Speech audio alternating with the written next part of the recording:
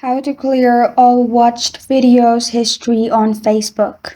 Hi everyone, I'm here to assist you today without any delay. Let's jump right in. First, open Facebook. Now click on three lines at the top right corner of your screen, which will open this page. Click on Settings at the top right corner of your screen. After you've clicked on Settings, scroll down in here and click on Activity Log. In Activity Log, you'll find this kind of screen. In here, scroll down, and simply expand Logged Information. After you expand Logged Information, in here, you will find Manage Search. Click on it. After that, in here at the top, click on Clear Searches.